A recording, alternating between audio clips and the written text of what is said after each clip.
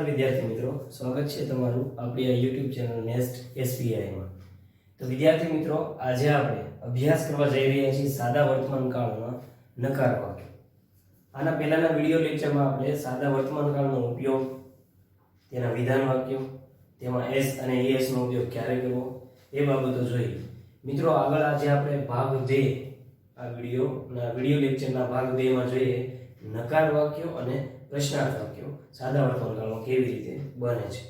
જોઈએ મિત્રો નકાર વાક્ય।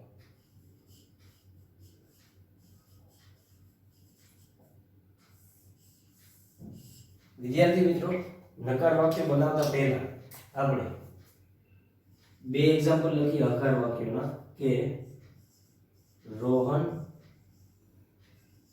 brings vegetables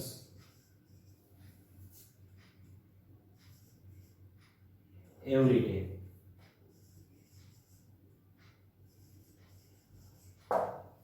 આપેલું વાક્ય હકાર વાક્ય છે એટલે કે વિધાન વાક્ય છે જે ઓલરેડી આપણે ભણી ગયા। રોહન બ્રિંગ્સ એટલે કે લાવે છે વેજીટેબલ્સ શાકભાજીઓ એવરી ડે એટલે કે દરરોજ। રોહન દરરોજ શાકભાજીઓ લાવે છે।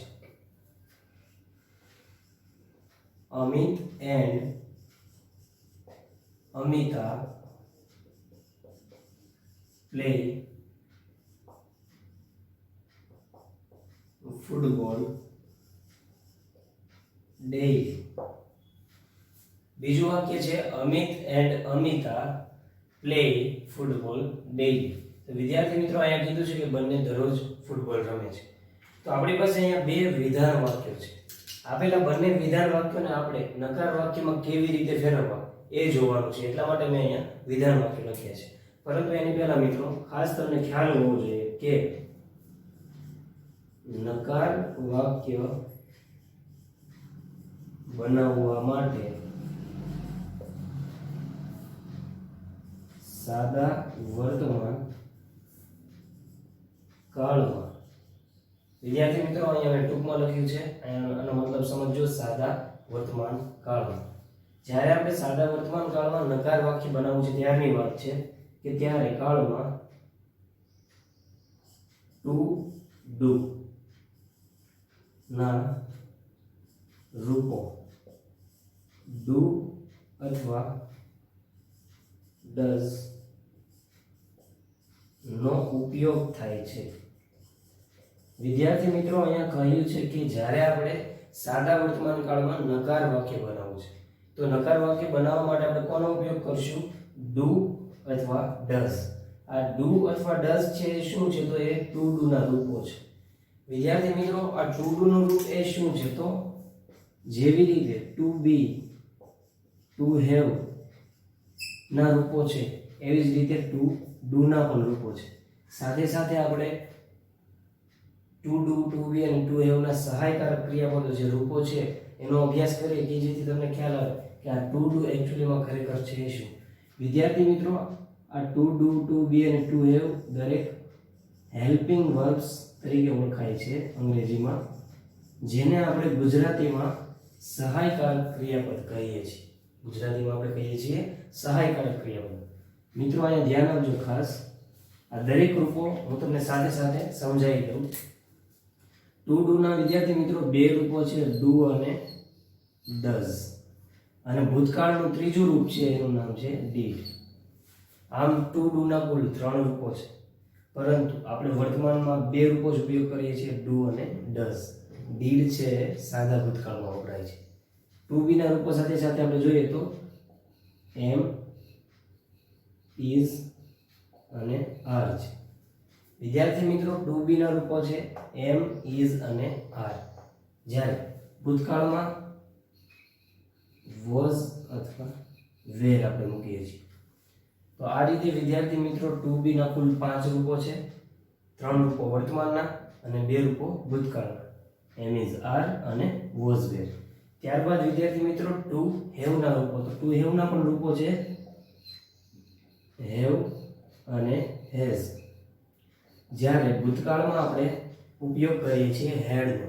તો મિત્રો અહીંયા જુઓ કે ટુ ડુ, ટુ બી અને ટુ હેવ આ ત્રણેયના રૂપો છે। આ ત્રણેયના રૂપો જુદા જુદા ટેન્સ એટલે કે કાળ દર્શાવવા માટે ઉપયોગી બનતા હોય છે. અહીંયા મિત્રો આપણે કોનું કામ પડે છે તો કે અહીંયા ડુ અને ડઝનું કામ આપણે પડે છે, કારણ કે સાદા વર્તમાન કાળમાં ટુ ડુના વર્તમાનના રૂપો, આ વર્તમાનના રૂપો છે મિત્રો અને આ ભૂતકાળના રૂપો છે. તો અહીંયા આપણે ટુ ડુના વર્તમાનના રૂપો ડુ અને ડઝ છે એનો ઉપયોગ કરવાનો છે. આ હેલ્પિંગ વર્બ છે મિત્રો, એને ગુજરાતીમાં આપણે કહીએ છીએ સહાયકારક ક્રિયાપદ. હેલ્પિંગ વર્બ સહાયકારક ક્રિયાપદો. તો આ રીતે વિદ્યાર્થી મિત્રો આ સહાયકારક ક્રિયાપદો છે એ કોઈ પણ વાક્ય છે એ પૂરું કરવામાં સહાયરૂપ બને છે અને કોઈ પણ કાળ છે એને દર્શાવવામાં ઉપયોગી બને છે. દરેક સહાયકારક ક્રિયાપદો છે એ પોતાના રીતે જુદો જુદો કાળ દર્શાવવા માટે સમર્થ હોય છે. અહીંયા આપણે જોઈએ તો ડુ અને ડઝ છે એનો ઉપયોગ આપણે નકાર વાક્ય બનાવવા માટે સાદા વર્તમાન કાળમાં કરવાનો જઈએ છીએ મિત્રો.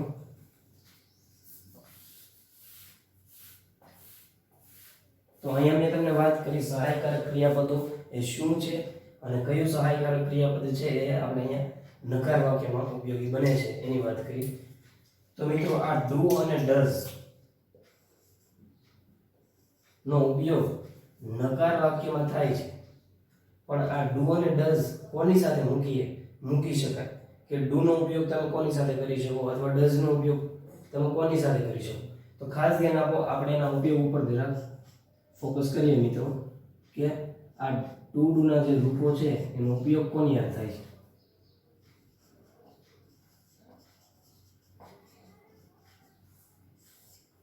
વિદ્યાર્થી મિત્રો, જ્યારે આપણે આઈ, વી, યુ, ધે અથવા કોઈ બહુવચન નામ, એટલે કે માની લો આ એક્ઝામ્પલ લખી દો બહુવચન નામનું, ધ ચિલ્ડ્રન અથવા સ્ટુડન્ટ્સ, આવા કોઈ પણ નામ હોઈ શકે જેને તમે બહુવચન નામ તરીકે ઓળખાઈ છે. આઈ, વી, યુ, ધે બહુવચન નામ એટલે કે ધ ચિલ્ડ્રન અથવા તો ધ સ્ટુડન્ટ્સ. તો વિદ્યાર્થી મિત્રો, આ જે નામ છે આ દરેકે દરેકની સાથે તમે ડુ વાપરી શકો છો. આ દરેક વાક્યમાં નકાર બનાવવા માટે આપણે ડુ મૂકી શકીએ છીએ મિત્રો. બહુવચન નામ જે આપણે લખ્યું ધ ચિલ્ડ્રન અને ધ સ્ટુડન્ટ્સ, તો આવા કોઈ પણ બહુવચન નામ છે એ બહુવચન નામ છે મિત્રો એની સાથે આપણે ડુ છે એનો ઉપયોગ કરી શકીએ છીએ. જ્યારે હી, શી, ઇટ, જ્યારે તમે હી, શી, ઇટ અથવા કોઈ એક વચન નામ, જ્યારે તમે હી, શી, ઇટ અથવા કોઈ એક વચન નામ સાથે શું મૂકી શકો છો તો કે ડઝ મૂકી શકો છો. એક વચન નામ હોય ત્યારે તમે ડઝ મૂકો છો અને જ્યારે એક વચન આઈ અથવા એક વચન યુ તો પાછું ડુ મુકાય છે. એટલે યાદ રાખવું, એક વચન ખરા પણ કેવું એક વચન તો કે ત્રીજો પુરુષ એક વચન, એટલે કે હી, શી, ઇટ અથવા એક વચન નામ. કોઈ વ્યક્તિનું નામ છે જો તમે રોહન, તો રોહન એક વચન નામ કહેવાય, પરંતુ બહુવચન નામ તો કે અહીંયા અમિત એન્ડ અમિતા, તો આ બહુવચન નામ છે. તો એની સાથે નકારમાં તમે ડઝ નહીં પરંતુ ડુ મૂકી શકો. જ્યારે બે નામ હોય ત્યારે ડુ અથવા આઈ, વી, યુ, ધે સાથે પણ તમે મૂકો ડુ અને હી, શી, ઇટ સાથે મુકાશે ડઝ. મિત્રો ખાસ યાદ આપણે અહીંયા રાખશું કે હી, શી, ઇટ અને એક વચન નામ સાથે વાપરવાનું છે ડઝ. જો તમને આ યાદ રહેશે તો ઉપરનો ભાગ ઓટોમેટિક તમને યાદ રહેશે. તમે માત્ર યાદ રાખો કે ડઝ કોની સાથે મૂકવું, તો ડુ છે એ કોની સાથે મૂકવું એનો ખ્યાલ તમને ઓટોમેટિક આવી જશે. હી, શી, ઇટ અને એક વચન નામ સાથે આપણે શું મૂકશું તો કે ડઝ. તો આ રીતે વિદ્યાર્થી મિત્રો અહીંયા જે લખ્યું છે ચિલ્ડ્રન, ધ સ્ટુડન્ટ્સ, એ દરેક નામ સાથે વિદ્યાર્થી મિત્રો આપણે મૂકી શકીએ છીએ ડુ અને એક વચન નામ સાથે મૂકશું ડઝ. આગળ જોઈએ મિત્રો.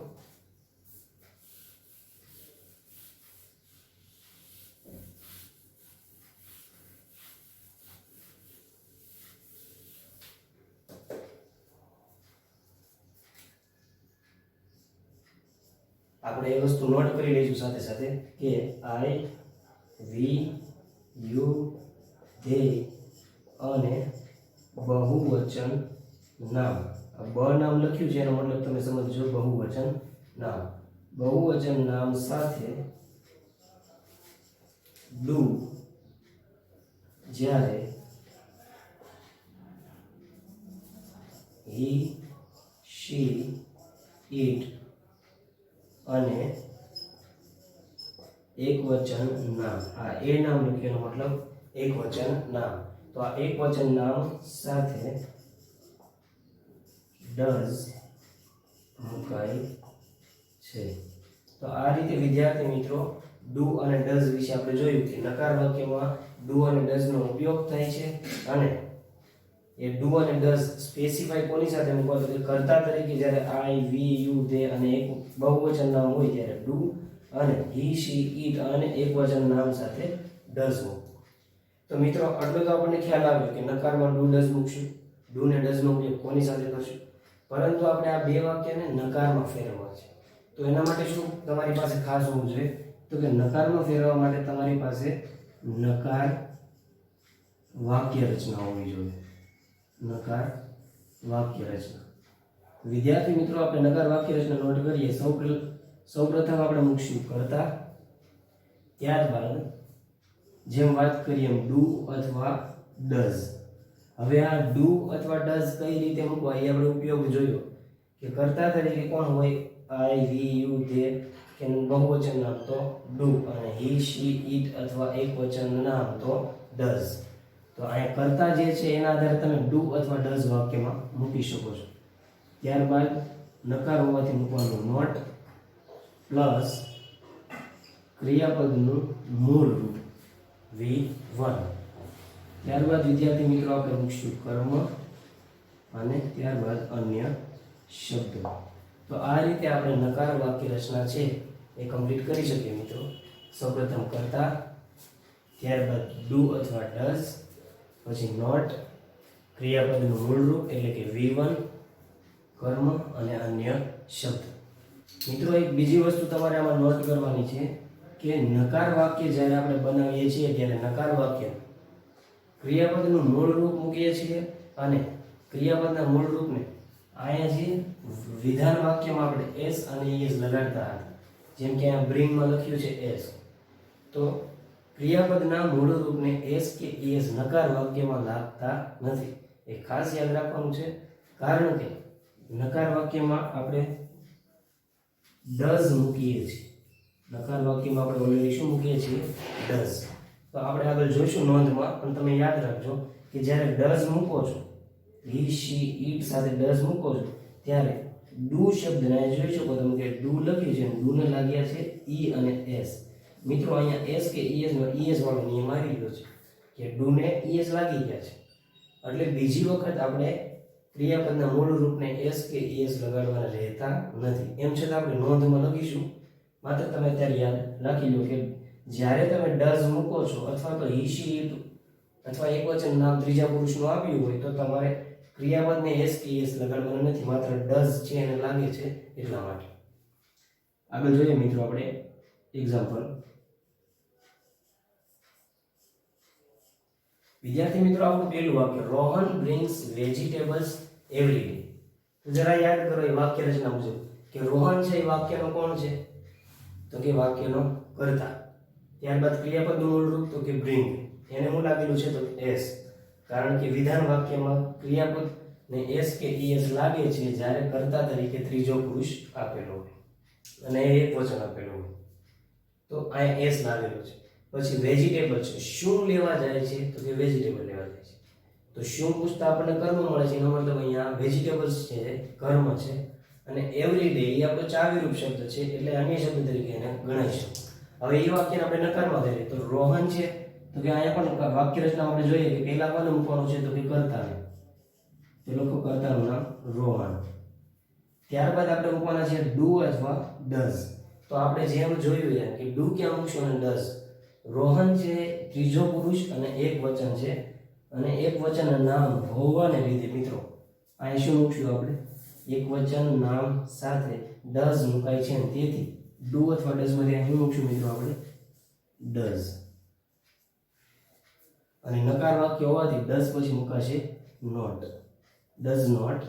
ત્યારબાદ V1 એટલે ક્રિયાપદનું મૂળ રૂપ. આ ક્રિયાપદ જે આપ્યું છે બ્રિંગ્સ, એનું મૂળ રૂપ આપણે લખીએ તો શું થશે? તો કે મૂળ રૂપ જ છે, માત્ર એસ નહીં લાગે. હકાર વાક્યમાં એસ લાગતો તો વિધાનમાં, જ્યારે નકારમાં એસ કે એસ ક્રિયાપદને લાગતા નથી મિત્રો, કારણ કે ઓલરેડી અહીંયા તમે મૂકો છો એસ કે એસ.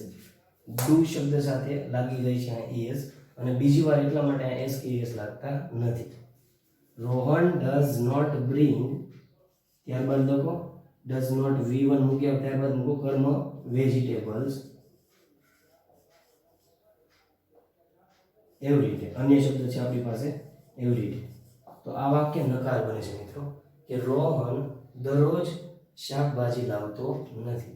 તો આ રોજબરોજની ક્રિયા છે એ દર્શાવવા આપણે સાદો વર્તમાન કાળના વિધાન વાક્ય અને નકાર વાક્યને મિત્રો દર્શાવેલું છે, તમે રીડ શકો છો. પણ જ્યારે આપણે ડઝ મૂકો છો ત્યારે ક્રિયાપદને એસ કે એસ લાગતા નથી. મિત્રો જો એવું યાદ ન રહે તો એટલું યાદ રાખજો કે નકાર વાક્ય જ્યારે આપેલું હોય ત્યારે તમારે ક્રિયાપદને એસ કે એસ લગાડવાના નથી. વાક્ય નંબર 2 જોઈએ મિત્રો આપણે. તો બીજું વાક્ય છે Amit and Amita play football daily. Amit અને અમિતા ડેઈલી ફૂટબોલ રમે છે. તો વાક્ય નકારનું શું બનશે? તો કે સૌપ્રથમ કર્તા મૂકો. તો કર્તા કોણ છે આપણી પાસે? તો કે અમિત એન્ડ અમિતા. ત્યારબાદ વિદ્યાર્થી મિત્રો ડુ મૂકશો કે ડઝ? તો કે અહીંયા એક વચન નામ નથી, અહીંયા બહુવચન નામ છે. અમિત અને અમિતા એમ બહુવચન નામ બને છે, અને બહુવચન નામ હોવાને લીધે વિદ્યાર્થી મિત્રો અહીંયા શું મુકાશે? તો કે ડુ મુકાય છે. એટલે મૂકશો ડુ. નકાર હોવાથી શું મુકાશે? ડુ સાથે ડુ નોટ. V1 મૂકીએ. V1 આપણું અહીંયા શું છે? તો કે પ્લે. તો અહીંયા લખાશે મિત્રો પ્લે. અને કર્મ, શું રમતા નથી, શું પૂછતા મળશે આપણને? કર્મ. તો અહીંયા મિત્રો આપણે કર્મ લખશું ફૂટબોલ. અને ત્યારબાદ અન્ય શબ્દ અહીંયા જે આપેલું છે ડેઈલી, એ આપણો અન્ય શબ્દ છે, મૂકશું અહીંયા ડેઈલી.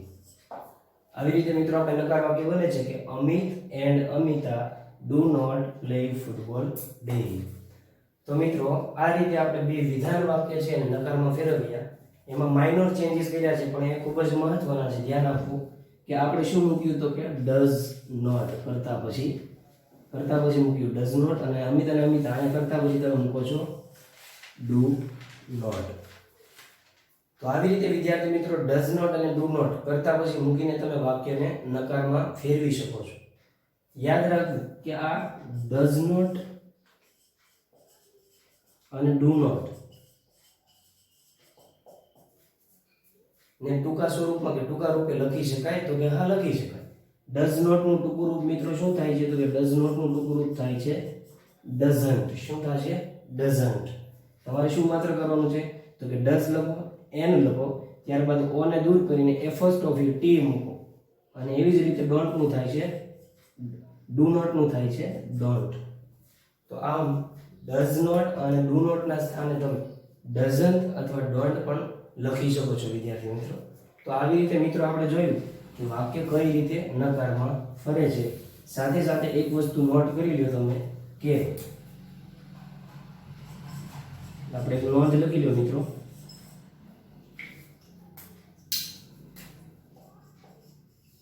નકાર વાક્યમાં ક્રિયાપદના મૂળ રૂપને એસ કે એસ પ્રત્યય લાગતા નથી.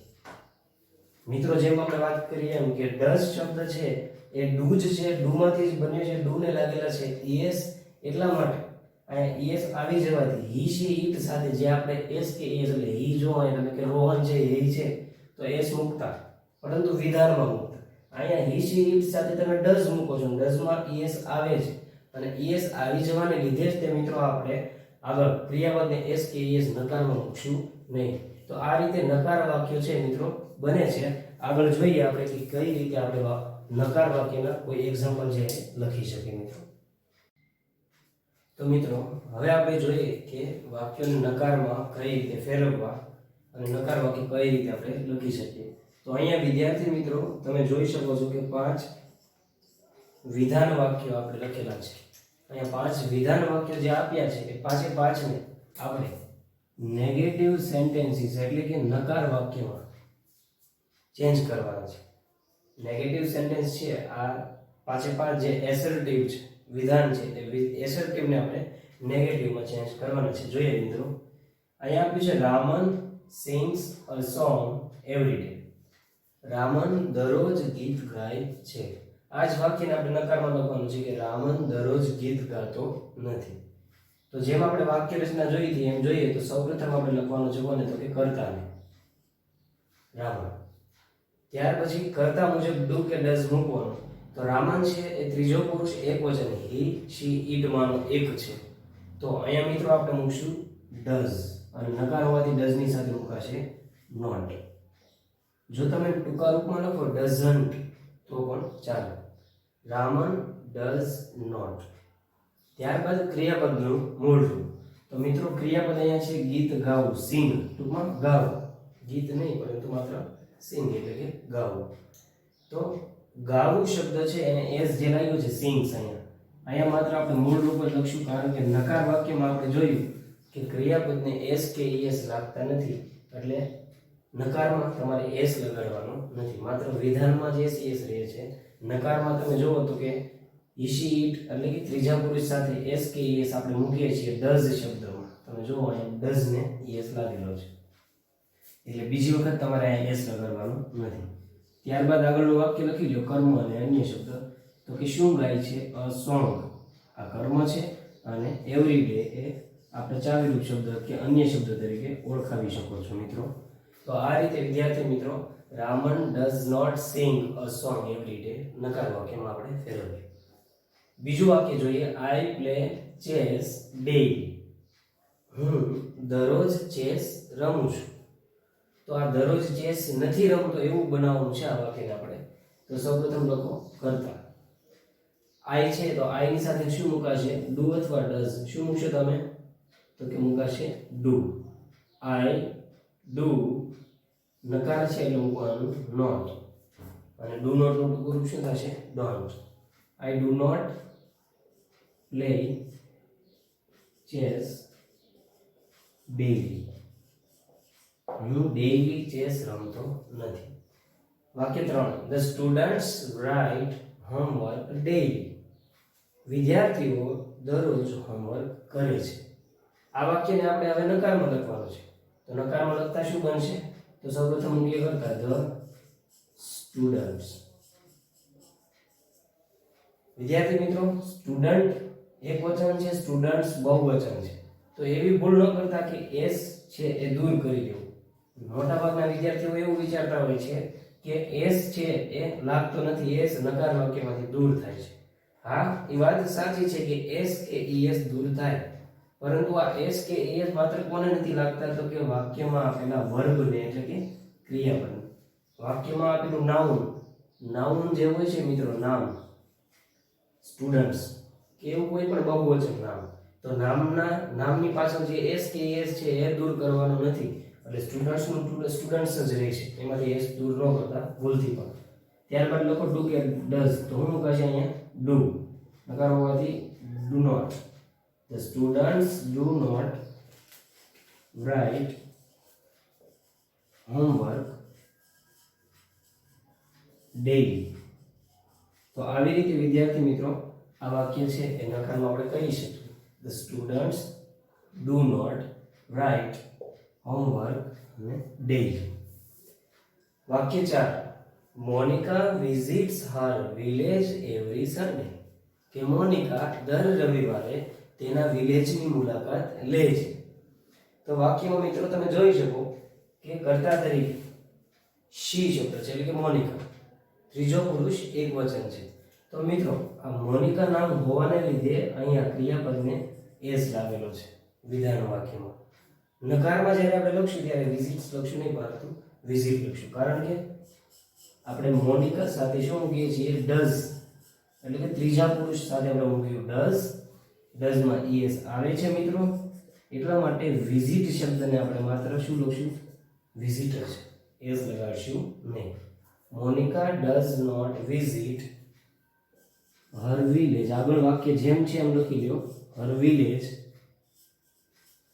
એવરી સન્ડે, કે દર રવિવારે મોનિકા તેના ગામની મુલાકાત લેતી નથી.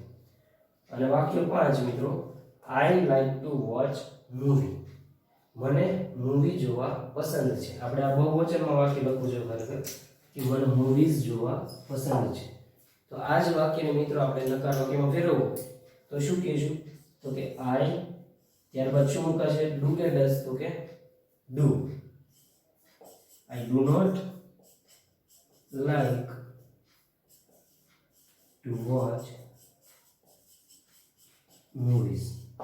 તો આ રીતે દરેક વિધાન વાક્યને વિદ્યાર્થી મિત્રો આપણે અહીંયા ફેરવ્યા છે નકાર વાક્યમાં. તો આવી રીતે યાદ રાખવું કે કરતા પછી તમારે શું મૂકવાનું છે? તો કે ડુ નોટ અથવા ડઝ નોટ છે એ કરતા પછી તમારે મૂકવાનું રહેશે વિદ્યાર્થી મિત્રો, ડુ નોટ અથવા ડઝ નોટ. અને એ કોને ધ્યાનમાં રાખવાનું? તો કે કર્તાને ધ્યાનમાં રાખવાનું છે. કર્તા જે આપેલો હોય એ કર્તા અનુસાર તમારે ડુ અથવા ડઝ મૂકવાના રહેશે.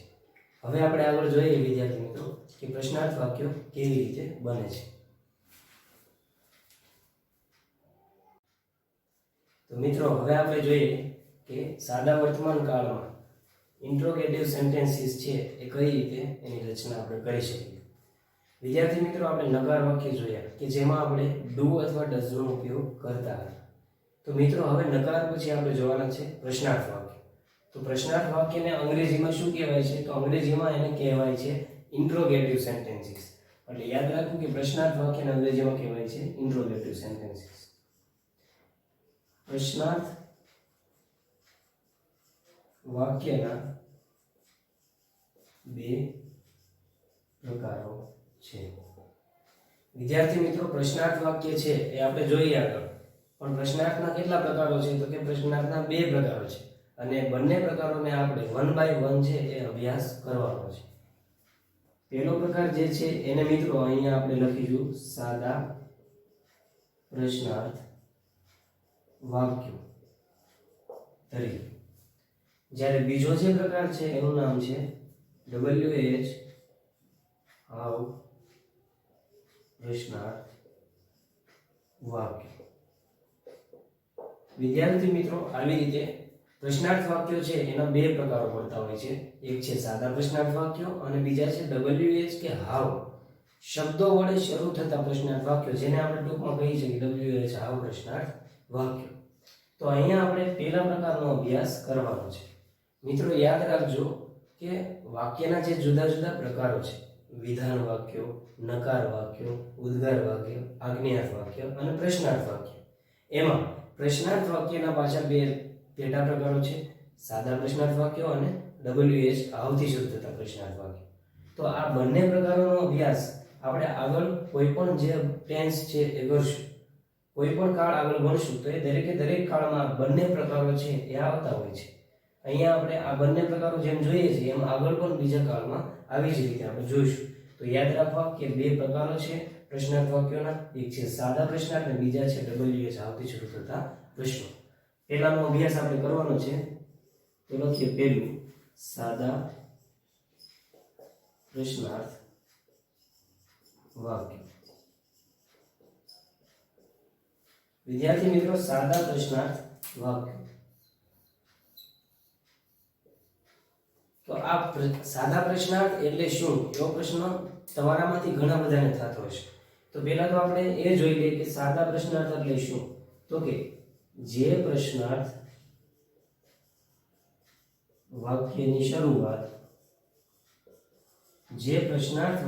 શરૂઆત સહાયકારક ક્રિયાપદથી થતી હોય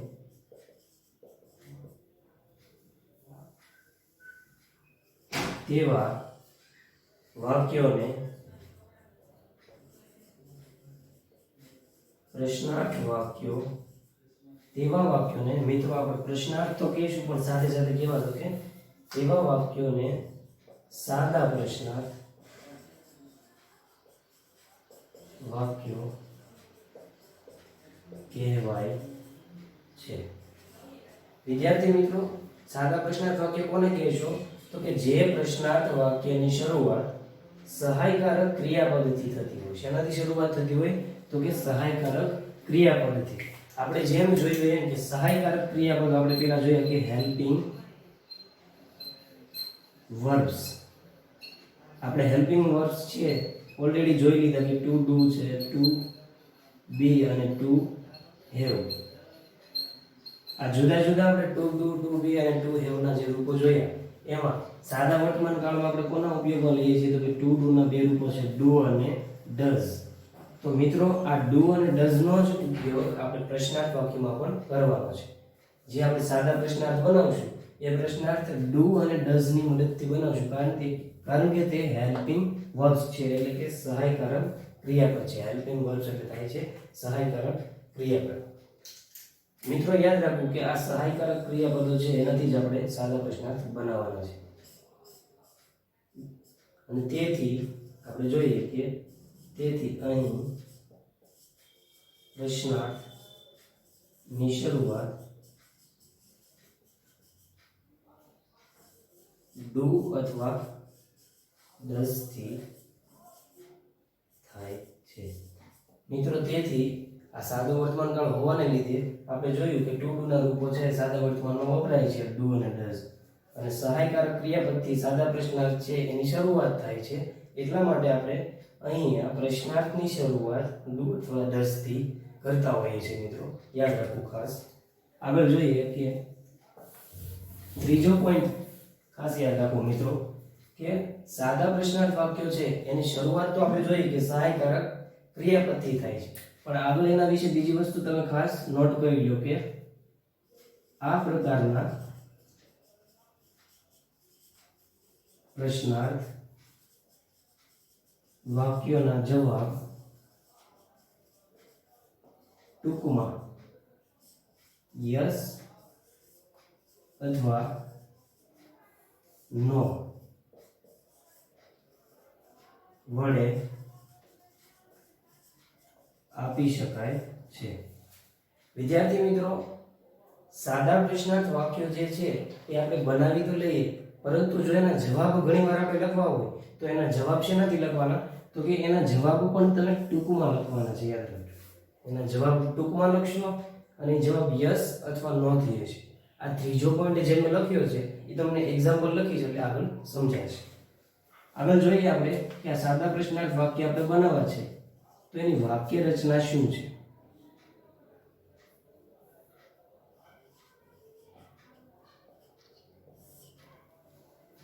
વિદ્યાર્થી મિત્રો, અહીંયા જે વાક્ય રચના એવું મેં લખેલું છે, તો તમારે વાક્ય રચના માત્ર ને માત્ર એક જ યાદ રાખવાની છે.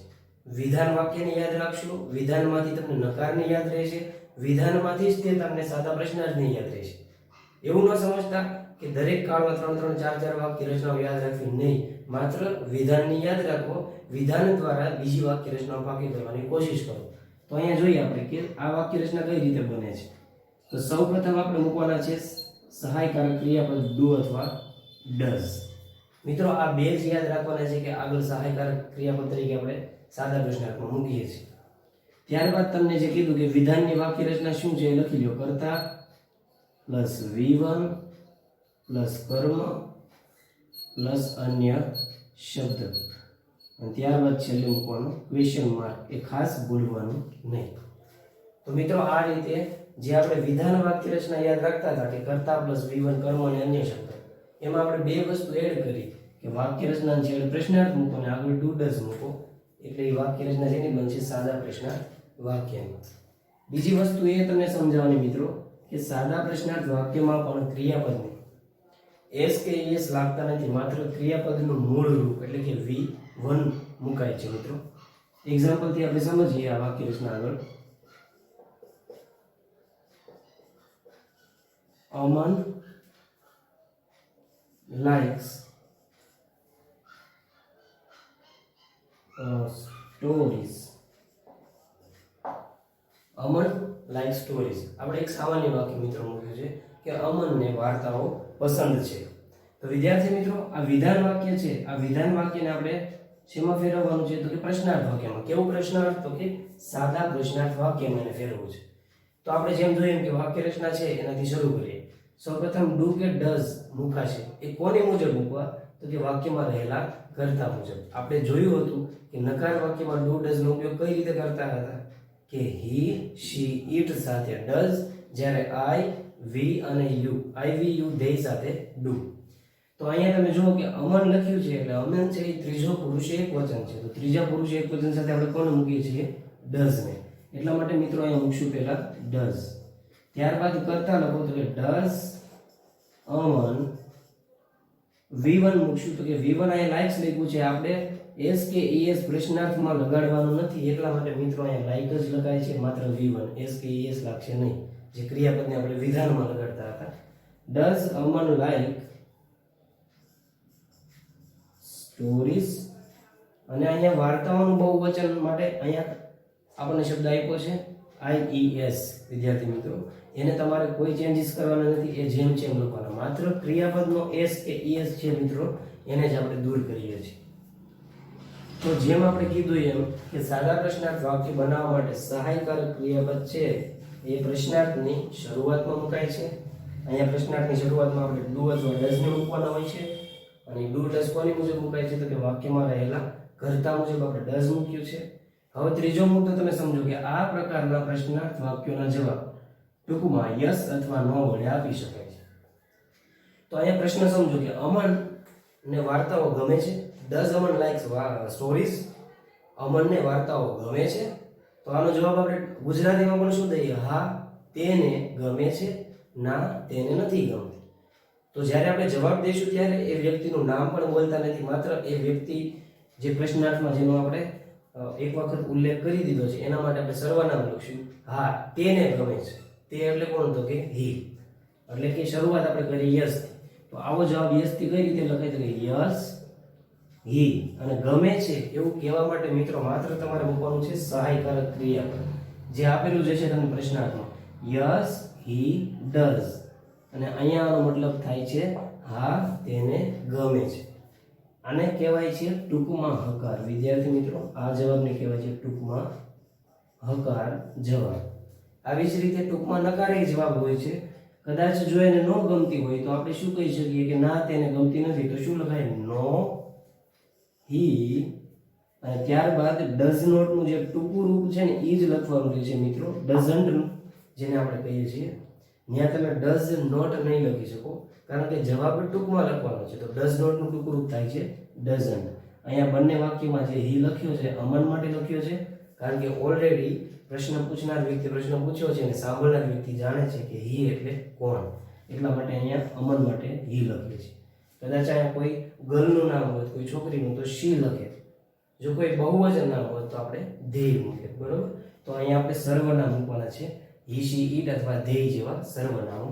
અને અહીંયા જવાબ છે યસ અને નો ના ટૂંકમાં જે જવાબ આપણે લખેલા છે.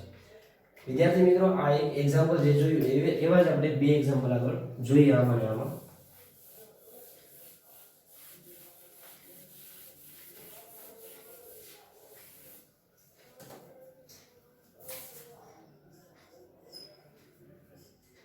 The children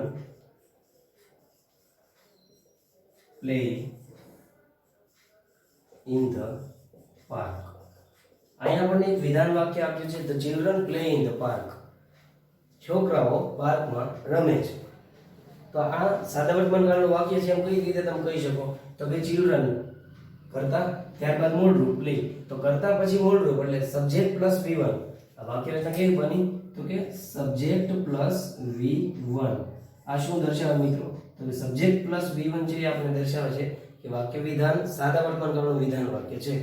આને આપણે સાદા પ્રશ્નાર્થમાં ફેરવવા માટે તો કે સાદા પ્રશ્નાર્થમાં ફેરવવા માટે વાક્ય રચના જો ડુ ડઝ ત્યારબાદ કરતા V1 કર્મ અને શબ્દ અને ક્વેશ્ચન માર્ક. તો ડુ ડઝ માંથી શું મુકાશે મિત્રો તો કે ચિલ્ડ્રન એકવચન નામ છે કે બહુવચન નામ છે તો કે ચિલ્ડ્રન એટલે કે થાય છોકરાઓ. તો એ બહુવચન નામ છે. બહુવચન હોવાને લીધે શું ત્યાં મૂકશો તમે? ડુ મૂકશો. ડુ ત્યારબાદ લખો કરતા ધ માં છે ટી કેપિટલ નહીં કરવો બીજી વખત યાદ રાખજો. Do the children play in the park. તો આ આપણો પ્રશ્નાર્થ બને છે સાદો પ્રશ્નાર્થ. Do the children play in the park? છોકરાઓ પાર્કમાં રમે છે. છોકરાઓ પાર્કમાં રમે છે. આવો પ્રશ્નાર્થ વાક્યનો ટોન છે મિત્રો. તો આનો જવાબ આપણે કઈ રીતે આપીએ? તો કે હા તેઓ રમે છે. અને જો ન રમતા હોય તો તમે શું કહો? ના તેઓ નથી રમતા. તો જો હા તેઓ અથવા ના તેઓ, તો મિત્રો આપણે તેઓ માટે સર્વનામ અહીં લખીએ છીએ they. આ ચિલ્ડ્રન માટે શું લખાશે? they લખાય છે. Yes they. અને ત્યારબાદ પ્લે નથી લખવાનું, પણ શું લખશું? Yes they do. અને નકારમાં કહીશું નો they don't. તો આ રીતે વિદ્યાર્થી મિત્રો આપણે જોયું કે યસ અને નો વડે સાદા પ્રશ્નાર્થ વાક્યનો આપણે જવાબ આપ્યો છે, અને એ પણ ટૂંકમાં હકાર અથવા ટૂંકમાં નકાર તરીકે લખેલો છે. તો મિત્રો અહીંયા આપણે સાદા પ્રશ્નાર્થ વાક્ય છે એને અહીંયા પૂર્ણ કરીએ છીએ, અને આગળ બીજો પ્રકાર જોઈએ WH હાવ પ્રશ્નાર્થ વાક્ય. તો મિત્રો આપણે જોઈએ પ્રશ્નાર્થ વાક્યનો બીજો પ્રકાર WH હાવ પ્રશ્નાર્થ વાક્ય. તો આ WH હાવ પ્રશ્નાર્થ વાક્ય એ શું છે? તો જે પ્રશ્નાર્થ વાક્યની શરૂઆત WH એટલે કે કોઈ WH પ્રશ્નનો કોઈ શબ્દ આવતો હોય, who, when, what, why, which, એવો કોઈ WH નો કોઈ શબ્દ આવતો હોય, અથવા how થી કોઈ પ્રશ્ન બનતો હોય, how અથવા how many, how much, આવા કોઈ શબ્દો જે WH કે how થી શરૂ થતા હોય એનાથી કોઈ પ્રશ્ન બને તો એવા પ્રશ્નોને મિત્રો WH હાવ પ્રશ્નાર્થ વાક્ય કહેવાય છે. આપણે WH કયા WH છે એનો આપણે પ્રશ્નાર્થમાં ઉપયોગ કરી શકીએ. તો વિદ્યાર્થી મિત્રો આ પહેલી વખત આપણે પ્રશ્નાર્થ વાક્ય છે એ ભણીએ છીએ, એટલા માટે તમે લોકો ખાસ આ WH શબ્દો છે એ સાથે સાથે નોટ કરી લેજો કે who એટલે થાય છે કોણ. જ્યારે આપણે શું જાણવું હોય વાક્યમાં રહેલો કર્તા, તો કર્તા જાણવા માટે આપણે who થી પ્રશ્નો પૂછતા હોઈએ છીએ. ત્યારબાદ લખીએ મિત્રો whom. whom એટલે થાય છે કોને. કોને સામાન્ય રીતે વાક્યમાં રહેલ ગૌણ કર્મ જાણવા માટે વિદ્યાર્થી મિત્રો આપણે કોને વડે પ્રશ્ન પૂછતા હોઈએ છીએ કે દાદીમાએ મને બુક આપી. તો દાદીમાએ કોને બુક આપી? તો કે મને. તો મને શબ્દ છે એ ગૌણ કર્મ ત્યાં છે. તો જો મને શબ્દ ને આપણે એટલે કે કોને બુક આપી એ વ્યક્તિને આપણે જાણવા માંગતા હોય, અથવા તો કોઈ વ્યક્તિનું વાક્યમાં નામ લખ્યું કે દાદીમાએ રોહનને બુક આપી. તો કોને બુક આપી? તો કે રોહનને. તો એ જાણવા માટે આપણે whom થી પ્રશ્ન પૂછવો પડે છે. એવી રીતે આગળ જોઈએ તો કે whose. whose એટલે થાય છે કોણ.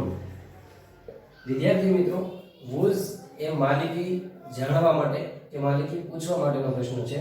whose એટલે થાય કોણ, કોના, કોની. એ તો વાક્યમાં જે પ્રશ્ન છે એના ઉપર ડિપેન્ડ કરે છે કે એને તમે કોનું બોલો, કોના બોલો કે કોની. પરંતુ whose એટલે શું? તો કે કોનું. આને આપણે માલિકી અથવા તો સંબંધ, કોના શિક્ષક છે અથવા તો કોનો ભાઈ, કોના બહેન, કોના પપ્પા, એવું પૂછવા માટે પણ આપણે whose શબ્દનો ઉપયોગ કરતા હોઈએ છીએ. આવી રીતે માલિકી અથવા સંબંધ જાણવા માટે whose થી પ્રશ્ન બનતા હોય છે. એવી રીતે મિત્રો આગળ જોતા જઈએ આપણે કે what. what એટલે થાય છે શું. વિદ્યાર્થી મિત્રો આપણે જ્યારે કર્મ જાણવા માંગતા હોય તો પણ આપણે what થી પ્રશ્ન બનાવીએ છીએ. વાક્યમાં કોઈ ક્રિયા જાણવી છે તો ક્રિયા જાણવા માટે પણ શું થી પ્રશ્ન બને છે. જેમ કે આપણે એવું જાણવા માંગતા હોય, માની લો કે વાક્ય આપણી પાસે હોય કે રોહન સફરજન ખાય છે. તો રોહન શું ખાય છે? શું વડે આપણે શું જાણવા માંગીએ છીએ કે રોહન પાસે કોઈ ઓબ્જેક્ટ છે, કોઈ ખાવાનો કોઈ પદાર્થ છે. તો એ પદાર્થ એ આપણું કર્મ છે, સફરજન. તો રોહન સફરજન ખાય છે, શું ખાય છે? તો એ પૂછવા માટે આપણે અંગ્રેજીમાં what વડે પ્રશ્ન પૂછીએ છીએ. એવી જ રીતે કોઈ ક્રિયા જાણવી હોય કે રોહન શું કરે છે, શું કરી રહ્યો છે, એવું પૂછવા માટે પણ આપણે what થી પ્રશ્ન પૂછીએ. શું કરી રહ્યો છે? તો પણ what થી જ બને છે. તો આ રીતે what નો ઉપયોગ થાય છે. આગળ જોઈએ મિત્રો where. where એટલે થાય છે ક્યાં.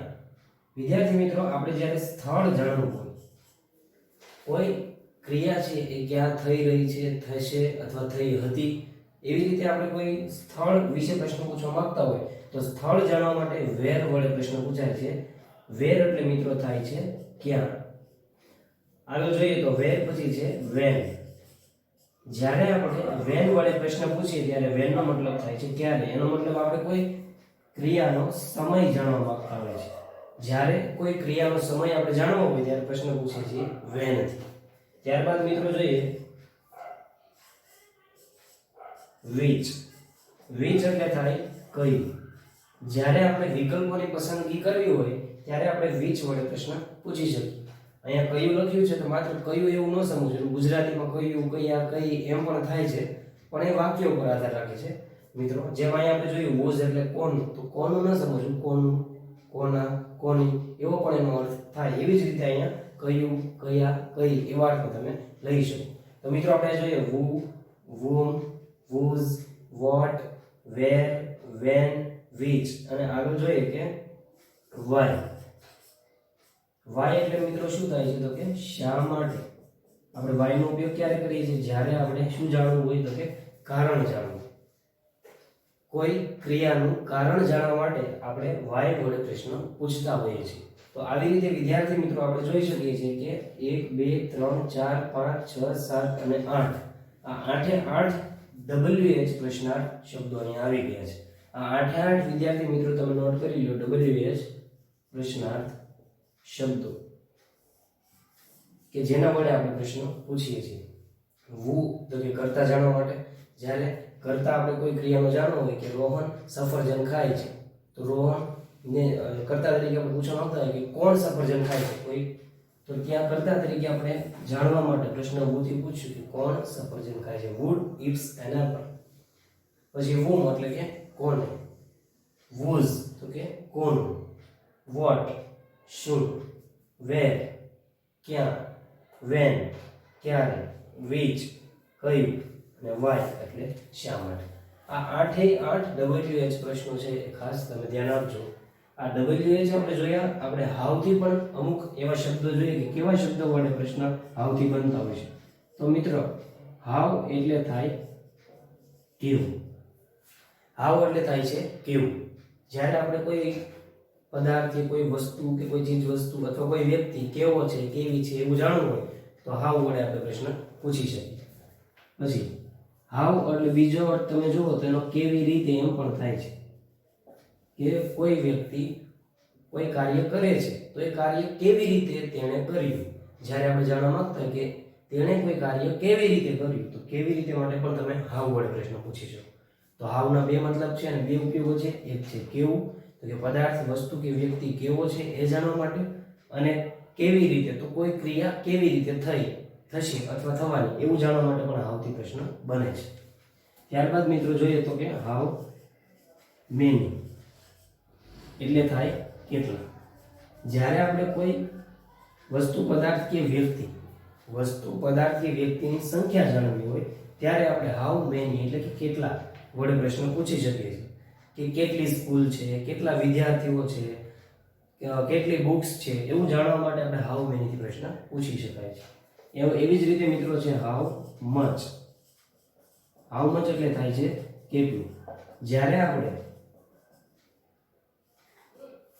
કોઈ પદાર્થ કે વસ્તુ કે કોઈ મટીરીયલ પદાર્થ હોય, કોઈ લિક્વિડ સ્વરૂપમાં હોય, કોઈ દ્રવ્ય સ્વરૂપમાં, તો એનો એકમ કેટલો છે, 1 લીટર 2 લીટર, અથવા કોઈ ધાતુ છે તો એ કેટલી છે, કેટલા ગ્રામ છે એવું જાણવા માટે આપણે હાઉ મચ થી પ્રશ્ન પૂછીએ. ટૂંકમાં જે ગણી શકતા નથી અને એ વસ્તુ કેટલી છે એવું તમારે પૂછવું છે, તો એના માટે તમે કેટલું, અને એના માટે એવી કોઈ ચીજ વસ્તુ કે જે એકમમાં આપણે માપતા હોય, જેમ કે માની લો કે ખાંડ અથવા ઘઉં, ચોખા કે કોઈ પણ દ્રવ્ય લિક્વિડમાં આવતી હોય એવો કોઈ પદાર્થ, તો જેને તમે એકમમાં માપો છો એ દરેક વસ્તુને તમે પ્રશ્ન પૂછવા માંગતો કે એ કેટલા પ્રમાણમાં છે, તો હાઉ મચ થી તમે પ્રશ્ન પૂછી શકો. એ જ રીતે આગળ જોઈએ તો ઘણા બધા હાઉ થી પ્રશ્ન બનતા હોય. હાઉ બિગ એટલે કેટલું મોટું. હાઉ ડીપ એટલે મિત્રો થાય છે કેટલું ઊંડું. હાઉ લોંગ એટલે થાય છે કેટલું લાંબુ. અને સમયગાળો જાણવો હોય ત્યારે પણ આપણે મિત્રો હાઉ લોંગ થી પ્રશ્નો બનાવતા હોય છે કે કેટલા સમયથી કોઈ ક્રિયા ચાલે છે, તો પણ હાઉ લોંગ થી પ્રશ્ન બને છે. તો ટૂંકમાં આવી રીતે WH પ્રશ્નો અને હાવથી શરૂ થતા પ્રશ્નો જે હોય છે એને WH હાવ પ્રશ્નાર્થ વાક્યો કહેવાય છે. મિત્રો આ એક સમજે કેળવી લીજો કે WH અને હાવ એનો ઉપયોગ ક્યારે કરવો, કઈ જગ્યાએ આપણે કયો સાચો WH અથવા કયો સાચો હાવથી શરૂ થતો પ્રશ્ન મૂકવો એ ખાસ યાદ રાખજો. જોઈએ આપણે આગળ WH હાવ પ્રશ્નાર્થ વાક્યો કઈ રીતે બનતા હોય છે. તો મિત્રો હવે આપણે જોઈએ WH હાવ પ્રશ્નાર્થ વાક્યો કઈ રીતે બને છે. સૌપ્રથમ આપણે એમાં જોઈએ કે આ પ્રકારના પ્રશ્નાર્થ વાક્યોની વાક્ય રચના કેવી હોય છે.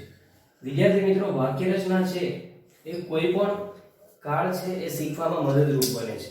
દરેક કાળમાં જુદી જુદી વાક્ય રચનાઓ વાક્ય અનુસાર હોય છે.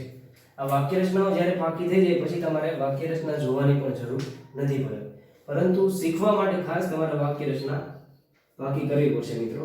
એટલા માટે ખાસ ધ્યાન આપજો. સૌપ્રથમ તમારે મૂકવાના છે WH હાવ, ત્યારબાદ ડુ અથવા ડઝ મૂકો. અને આ ડુ કે ડઝ છે એ કોની મુજબ મૂકશો તો કે વાક્યમાં રહેલા કર્તા મુજબ. કર્તા જેવો છે વાક્યનો એ મુજબ તમારે ડુ કે ડઝ મૂકવાના છે. ત્યારબાદ વિદ્યાર્થી મિત્રો ક્રિયાપદનું મૂળ રૂપ કે જેને આપણે એસ કે એસ લગાડવાના નથી, કારણ કે ડઝ છે એ આપણે વાપરતા હોઈએ છીએ, એટલા માટે એસ કે એસ નહીં લગાડીએ. ત્યારબાદ વિદ્યાર્થી મિત્રો મૂકો કર્મ અને અન્ય શબ્દ. જો હોય તો અન્ય શબ્દ મૂકવાના, નહીં તો સીધો મૂકી દો ક્વેશ્ચન માર્ક. તો આ રીતે આ વાક્ય રચના છે એ WH હાવની બને છે. મારી સાથે એક વખત વાક્ય રચના દરેક બોલો. WH how plus do does plus કર્તા પ્લસ V1 પ્લસ કર્મ પ્લસ અન્ય શબ્દ અને છેલ્લે ક્વેશ્ચન. તો વિદ્યાર્થી મિત્રો આગળ આપણે જોઈએ એક્ઝામ્પલ.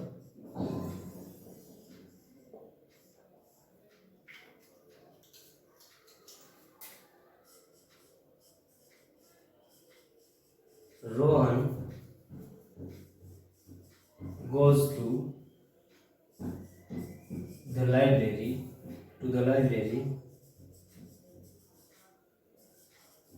every day.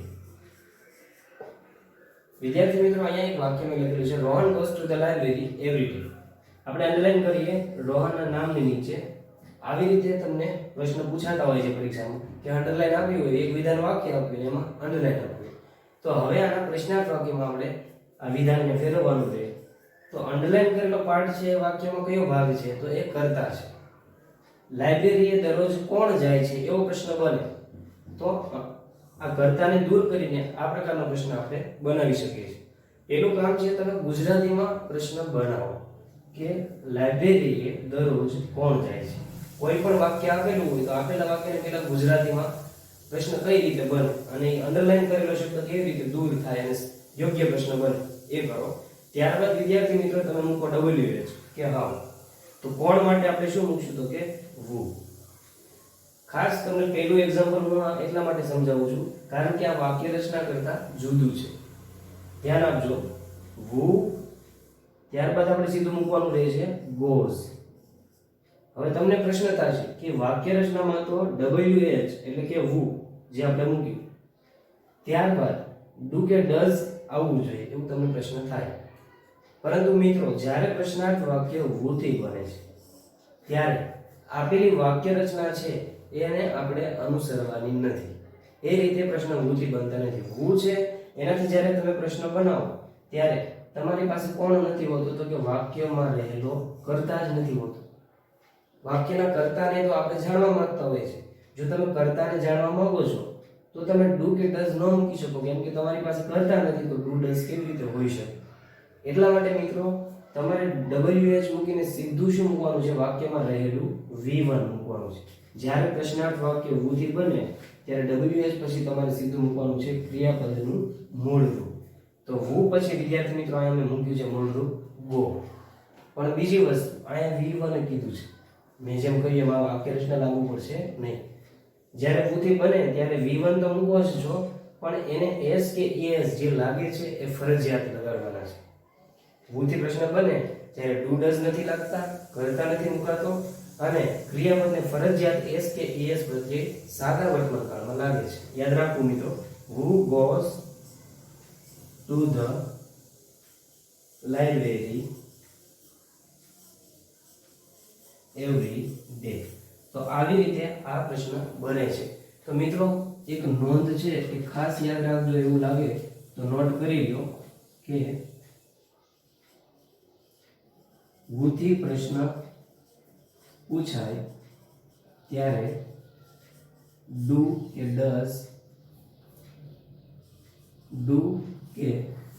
ડઝ વપરાતા નથી. અને બીજી વસ્તુ, વુ પછી ક્રિયાપદના મૂળ રૂપને એસ કે ઈએસ લાગે છે અને ફરજિયાત લાગે છે. આ એક નોંધ ખાસ મિત્રો યાદ રાખજો કે વુ પછી ડુ કે ડઝ વપરાતા નથી અને વુ પછી ક્રિયાપદના મૂળ રૂપને એસ કે ઈએસ ફરજિયાત લાગે છે. આ માત્ર ને માત્ર એક જ એવો WH છે જેમાં આ નિયમ લાગુ પડે છે. બીજા દરેક નિયમોમાં આપેલી વાક્ય રચના જ આપણે અનુસરવાની રહે છે મિત્રો. આપણે આગળની વાક્ય રચના જે છે, આ વાક્ય રચના એ અનુસાર આપણે આગળના એક્ઝામ્પલ જોઈએ. Example number 2. Vinay and Viraj play chess every day. વિદ્યાર્થી મિત્રો અહીંયા વાક્યમાં કીધું છે કે વિનય અને વિરાજ એવરી ડે દરરોજ ચેસ રમે છે. તો જો અંડરલાઈન વિનય અને વિરાજના નામની નીચે આવે એનો મતલબ અહીંયા આપણે પ્રશ્ન બનાવવાનો રહે કે કર્તા છે એ કોણ છે જાણવાનું. તો કોણથી પ્રશ્ન બને એટલે આ પ્રશ્ન કેવો બનશે તો કે વુ થી, જે આપણે હમણાં જ જોઈને વાક્ય લખેલા કે વુ થી પ્રશ્ન બને તો શું કરવું તો કે ડુ ડઝ નથી લાગતા, કર્તા નથી મુકાતો અને V1 ને S કે S લાગે છે. તો વુ એટલે કર્તા છે એ દૂર થશે વુ મૂકવાથી, પછી તરત મૂકો ક્રિયાપદના મૂળ રૂપને અને એને ફરજિયાત શું લગાડશો તો કે એસ અથવા ES. Who plays chess every day. તો આ રીતે મિત્રો આપણે પ્રશ્ન ભૂથી બનાવી શકીએ છીએ. આમાં જ આપણે બીજો પ્રશ્ન જો બનાવવા ઈચ્છીએ તો બીજો પ્રશ્ન બની શકે મિત્રો ચેસ. આ પ્રશ્ન આપણે બનાવીએ કે વિનય અને વિરાજ ચેસ રમે છે. તો ગુજરાતીમાં પેલા બનાવો તો શું બનશે કે વિનય અને વિરાજ દરરોજ શું રમે છે. તો તમે જોયું કે શું રમે છે. શું વડે આપણે પ્રશ્ન પૂછીએ તો શું એટલે અંગ્રેજીમાં આપણે મૂકવું પડે વોટ. તો હવે તમે આ વાક્ય રચના અનુસાર આ વાક્ય છે એ બનાવી શકો છો મિત્રો. વોટ અને ત્યારબાદ તમે મિત્રો મૂકો વાક્ય રચના અનુસાર ડુ અથવા ડઝ. પરંતુ આ કોને જોઈને મૂકવાનું તો કે કર્તા જોઈને. કર્તા આપણી પાસે કોણ છે વિનય અને વિરાજ. જો બહુવચન નામ હોય તો આપણે મિત્રો શું મૂકવું પડે છે ડુ. તો what do Vinay and Viraj. તો અહીંયા જોયું WH, ત્યારબાદ ડુ, ત્યારબાદ કર્તા. હવે ક્રિયાપદનું મૂળ રૂપ લખો તો કે પ્લે. ત્યારબાદ મિત્રો અહીંયા આપ્યું છે કર્મ. તો યાદ રાખવું કે જે નામ નીચે અંડરલાઈન આપ્યું હોય એ નામ આપણે પ્રશ્નમાં નથી લખતા. અહીંયા ચેસ છે એની નીચે અંડરલાઈન છે. તો ચેસ શબ્દ છે એ કર્મ છે વાક્યમાં. તો કર્મ તો આપણે જાણવા માંગીએ છીએ મિત્રો. આ કર્મને અહીંયા ચેસને તો આપણે જાણવા માંગીએ છીએ કે તે શું રમે છે. એટલા માટે વોટ થી પ્રશ્ન બને ત્યારે તમારે કોને મૂકવાનું નથી વાક્યમાં રહેલા કર્મને. તો what do Vinay and Viraj play. તો કર્મ લખતા ન લખતા આગળ કયો શબ્દ છે તો એવરી ડે શબ્દ લખી લ્યો અન્ય શબ્દને એવરી ડે. તો આવી રીતે મિત્રો આપણે પ્રશ્નાર્થ વાક્ય જોઈએ કે પેલું બન્યું વુ થી અને બીજું બને છે વોટ થી. સોરી મિત્રો અહીંયા આપણે ક્વેશ્ચન માર્ક છે એ આવશે. તો આવી રીતે પ્રશ્નાર્થ વાક્ય વુ અને વોટ થી બનેલા આપણે જોઈએ. આગળ બીજા આવા એક્ઝામ્પલ છે તે આપણે નોટ કરીએ મિત્રો.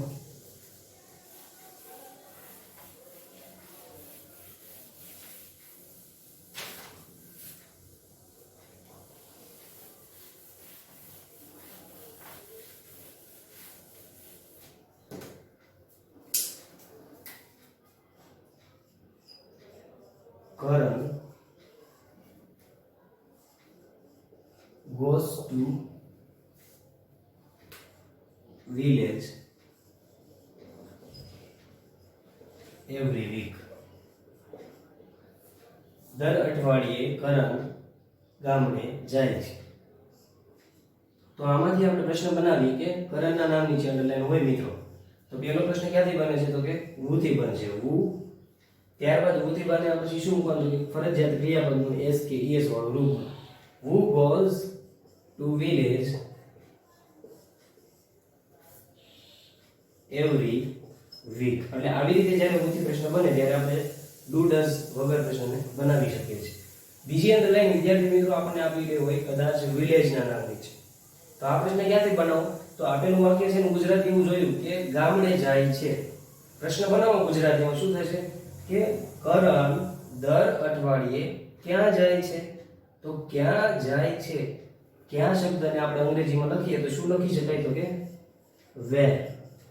અને where થી બને એટલે આપણી વાક્ય રચના યાદ કરવું કે WH, ત્યારબાદ do does અને કર્તા. કર્તા અનુસાર આપણે do does મૂકીએ તો કરણ સાથે શું મુકાશે? તો કે does. પછી લખો કર્તા કરણ. Where does Karan? પછી મિત્રો અહીંયા વિધાન વાક્યમાં goes લખ્યું છે. હવે આપણે મૂકવાનું છે શું? તો કે માત્ર લખવાનું છે V1 go, નહીં કે es. es લખશું નહીં કારણ કે does માં તમે અહીંયા es મૂકો છો અને does જ્યારે આવે ત્યારે મિત્રો આપણે s કે es લગાડતા નથી. Where does Karan go? અને અન્ય શબ્દ લખો ત્યારબાદ every week. તો આવી રીતે વિદ્યાર્થી મિત્રો આપણે આ પ્રશ્ન બનાવી શકીએ છીએ કે where does Karan go every week. આગળ બીજા પ્રશ્ન જોઈએ મિત્રો.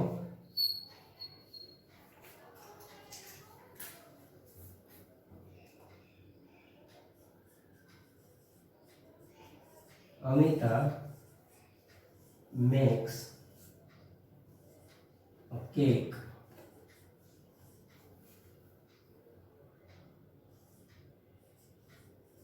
every Sunday.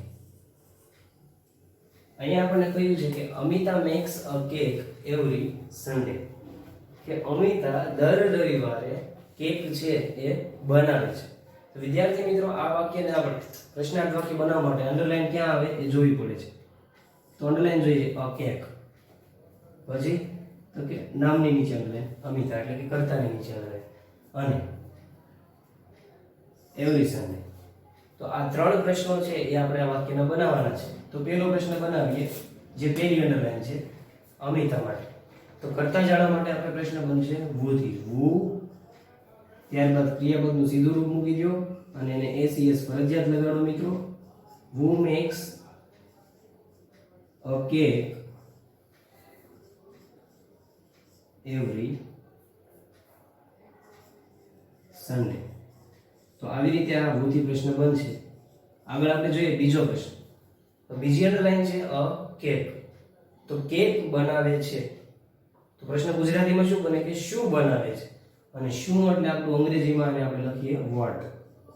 વોટ મૂક્યા પછી આપણે ડુ ડઝ મૂકી શકીએ છીએ. તો કે હા, અમિતા નામ છે એટલે અહીં શું મુકાય છે? તો કે ડઝ મુકાય છે અને પછી આપણે લખીએ નામ અમિતા. વોટ ડઝ અમિતા, ત્યારબાદ વિદ્યાર્થી મિત્રો આપણે લખીએ મેક. અને જે આ એસ લાગ્યો છે એ લાગતો નથી કારણ કે અહીંયા ડઝ માં એસ લાગેલા છે. What does Amita make every Sunday. દર રવિવારે અમિતા શું બનાવે છે? અને આગળ એવરી સન્ડે લખ્યું છે મિત્રો. તો ત્રીજો પ્રશ્ન આપણે એવરી સન્ડે માટે બનાવીએ કે શું બનાવે છે, સોરી દર રવિવારે બનાવે છે. તો ક્યારે બનાવે છે એનો મતલબ સમય આપણે પૂછીએ કે ક્યારે, તો કે દર રવિવારે. તો પ્રશ્ન બને કે ક્યારે, વેન થી આપણે પ્રશ્ન બનાવી શકીએ. When does Amita make a cake.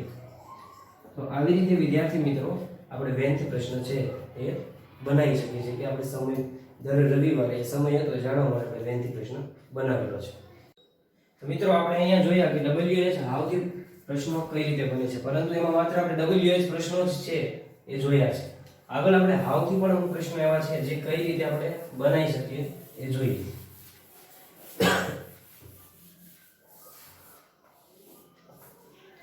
વિદ્યાર્થી મિત્રો, પ્રશ્નાર્થ વાક્ય પહેલા આપણે સૌપ્રથમ આપણે જે વાક્ય રચના લખેલી હતી લખી લઈએ કે જેથી તમને સરળ રહે. WH હાવ પ્લસ ડુ અથવા ડઝ, ત્યારબાદ કરતા પ્લસ V1 પ્લસ કર્મ અન્ય શબ્દ અને ક્વેશ્ચન. આ પ્રકારની વાક્ય રચના અનુસાર આપણે અમુક એક્ઝામ્પલ્સ જોયા મિત્રો. પરંતુ હવે આપણે થોડાક અલગ રીતે બનતા પ્રશ્નો જોવાના છે.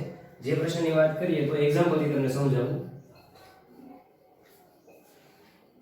Amit brings 10 kites every day. Amit brings 10 kites every day. Amit દરરોજ 10 પતંગો લાવે છે. તો અહીંયા અંડરલાઈન છે 10. brings 10 kites every day. તો સંખ્યાની નીચે અંડરલાઈન હોય મિત્રો ત્યારે આપણે જોયું કે સંખ્યા જાણવા માટે આપણે પ્રશ્ન પૂછીએ છીએ કેટલા, કેટલી, અને એટલા માટે એવો પ્રશ્ન આપણે અંગ્રેજીમાં બને છે હાઉ મેની. તો પ્રશ્ન બને છે હાઉ મેની.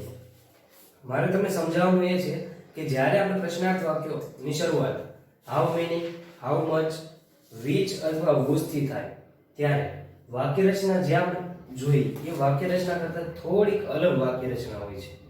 પરંતુ આપણે વાક્ય રચના બીજી વાક્ય નથી કરવાની. આ જ વાક્ય રચનામાં શું ચેન્જીસ છે એ માત્ર નોટિસ કરજો, તમને સમજાઈ જશે. તો સૌપ્રથમ તમારે લખવાનું છે કે હાઉ, WH હાઉ માંથી આપણે મૂક્યું હાઉ મેની, અને સંખ્યા છે એના સ્થાને આપણે મૂકીએ જાણવા માટે હાઉ મેની. ત્યારબાદ મિત્રો હાઉ મેની લખ્યા પછી શું લખવું? તો કે ડુ ડઝ લખવું નહીં. ડુ ડઝ મુકાતું નથી. તમે જે વસ્તુ જાણવા માંગો છો જેની સંખ્યા, એ વસ્તુનું નામ આવશે. એટલે જ્યારે પણ પ્રશ્ન હાઉ મેની કે હાઉ મચ થી બને ત્યારે તરત તમારે ડુ ડઝ મૂકવાના નથી, પરંતુ જે તે વસ્તુ જે તમે જાણવા માંગો છો એ વસ્તુનું નામ લખવાનું છે. અહીંયા હાઉ મેની પછી અહીંયા કઈ વસ્તુની વાત આપણે કરીએ છીએ? તો કે પતંગ, કાઇટ્સ. તો અહીંયા આ કાઇટ્સ જે નામ છે એ નામને આપણે હાઉ મેની પછી મુકાય છે મિત્રો. અને આવી જ રીતે હાઉ મચ થી જો તમે પ્રશ્ન બનાવો ત્યારે તમારે શું કરવાનું છે કે હાઉ મચ થી પ્રશ્ન બને પછી જે વસ્તુ કે પદાર્થ નું તમે નામ જાણવા માંગો છો એ નામ લખી લો. બને ત્યાં સુધી એ નામ કે પદાર્થ કે વસ્તુ એ શું હશે? તો કે એ વાક્યમાં રહેલું કર્મ જ હશે. એનો મતલબ એવો થયો કે WH અને હાઉ થી જ્યારે પ્રશ્ન બને તો આપણે ડુ ડઝ મૂકતા હતા, પરંતુ હાઉ મેની અને હાઉ મચ થી બને તો શું કરવાનું? તો કે હાઉ મેની પછી તરત તમારે લખવાનું છે કર્મને મિત્રો. હાઉ મેની પછી તરત તમારે કોને લખવાનું છે? કર્મને. કેમ કે શું પૂછતા કર્મ મળે. અમિત શું લાવે છે? તો કે પતંગ લાવે છે. તો જે કર્મ તમે લખો છો અહીંયા વિધાન વાક્યમાં એ જ કર્મને તમારે હાઉ મેની પછી મૂકી દેવાનું છે. એટલે હાઉ મેની પછી મિત્રો તમારે મૂકવાનું છે કર્મ, અને ત્યારબાદ આગળની વાક્ય રચનાને અનુસરવા માંડો. આગળ જેમ વાક્ય રચના છે એની એ જ.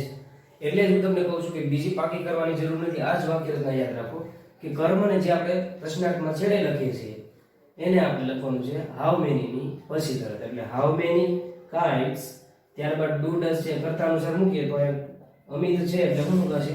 Does. How many kites does Amit, અને બ્રિંગ્સ માંથી એસ નીકળી જાય છે મિત્રો, કેમ કે આ es માં ડઝ માં es આવે છે. How many kites does Amit bring every day. Amit દરરોજ કેટલી પતંગો લાવે છે. જો આપણે ગુજરાતીમાં બોલીએ તો કેટલી પતંગો, કેટલી ખુશીઓ, કેટલા છોકરાઓ, કેટલી શાળાઓ. તો કેટલા પછી તરત તમે વસ્તુ કે પદાર્થ કે વ્યક્તિ નામ બોલો છો. તો અહીંયા પણ તમારે એ જ કરવાનું છે કે હાઉ મેની પછી જેની વાત કરવા ઈચ્છો છો એ વસ્તુ, પદાર્થ કે વ્યક્તિનું નામ તમારે મૂકી દેવાનું છે મિત્રો. અને ત્યારબાદ આગળની જે વાક્ય રચના છે તો કે ડુ ડઝ માંથી આપણે ડઝ મૂક્યું, કર્તા તરીકે અમિત લખ્યો, ક્રિયાપદનું મૂળરૂપ તો કે બ્રિંગ, એસ કે એસ લાગશે નહીં. કર્મ છે એ એક વખત કાઇટ્સ છે આપણે આગળ લખી લીધું અહીંયા, એટલા માટે હવે સીધું મૂક્યું અને શબ્દ એવરી ડે, ત્યારબાદ ક્વેશ્ચન માર્ક. બીજું એક્ઝામ્પલ મિત્રો જોઈએ. કવિતા drinks 2 liters milk daily. તો વિદ્યાર્થી મિત્રો અહીંયા વાક્ય જે લખ્યું છે એમાં કહ્યું છે કે કવિતા ડેઈલી 2 લીટર દૂધ છે એ પીવે છે. તો જો અંડરલાઈન આપણને આવી હોય 2 liters ની નીચે, તો આ પ્રશ્ન છે ક્યાંથી બને છે કે કવિતા દરરોજ કેટલું દૂધ પીવે છે. તો કેટલું દૂધ પીવે છે એટલે પ્રમાણ જાણવાનું છે, અને પ્રમાણ કે એકમ આપણે જાણવું હોય ત્યારે આપણે પ્રશ્ન ક્યારે પ્રમાણ કે એકમ જાણવું હોય ત્યારે પ્રશ્ન આપણે ક્યાંથી પૂછીએ છીએ મિત્રો, તો કે હાઉ મચ થી. કેટલું, કેટલા એવું પૂછવા માટે હાઉ મચ આપણે લખીએ છીએ. હાઉ મચ લખી લીધા પછી તમારે શું કરવાનું છે, તો જેવી રીતે હાઉ મેની પછી તમે કર્મ મૂકો. કર્મ શું પૂછતા મળે છે, તો અહીંયા શું પૂછો કે કવિતા શું પીવે છે, તો કે દૂધ. તો હાઉ મચ પછી કર્મ આવે છે દૂધ, એટલે કે અહીંયા આવશે શબ્દ મિલ્ક. How much milk. ત્યારબાદ મિત્રો અહીંયાથી આપણે કર્મ છે હટાવીને આગળ મૂકી દીધું. હવે આ વાક્ય રચના અનુસાર વાક્ય બનાવો કે ડુ ડઝ મૂકો. તો કવિતા સાથે આપણે શું મુકાશે, અહીંયા ડઝ મુકાય છે. ત્યારબાદ લખો કરતા, કવિતા. અને ક્રિયાપદના મૂળ રૂપને લખો જેમાં એસ કે એસ લાગેલા ન હોવા જોઈએ. કવિતા ડ્રિંક. વિદ્યાર્થી મિત્રો અહીંયા આપણે એસ કે એસ લગાડશું નહીં, જે વિધાનમાં અહીંયા આપેલું છે એ એસ અહીંયા લાગતો નથી, કારણ કે ડઝ માં એસ લાગેલા છે. How much milk does Kavita drink. અને ત્યારબાદ અન્ય શબ્દ આપણી પાસે જે છે ડેઈલી, એ લખી લો ડેઈલી. તો આવી રીતે મિત્રો હાઉ મેની અને હાઉ મચ થી પ્રશ્નો છે એ બનતા હોય છે. અને તમે જોઈ શકો છો કે બંનેમાં હાઉ મેની અથવા હાઉ મચ થી પ્રશ્ન બનાવો તો એમાં તમે શું કરશો કે બંનેમાં કર્મ લખી લ્યો, અને ત્યારબાદ જેમ વાક્ય રચના આપણે લખીએ છીએ એ રીતે લખતા જાઓ. આગળ એક બીજી વસ્તુ મિત્રો ખાસ યાદ રાખજો કે સાદો વર્તમાન કાળ છે એ સાદા વર્તમાન કાળ બીજી કોઈ રીતે આપણે ઉપયોગમાં લઈ શકીએ છીએ, એટલે કે હેલ્પિંગ વર્બ્સ, જેને આપણે સહાયકારક ક્રિયાપદો કહીએ છીએ. એ સહાયકારક ક્રિયાપદો સાદા વર્તમાન કાળમાં ડુ ડઝ સિવાયના બીજા વપરાય છે, તો કે હા વપરાય છે.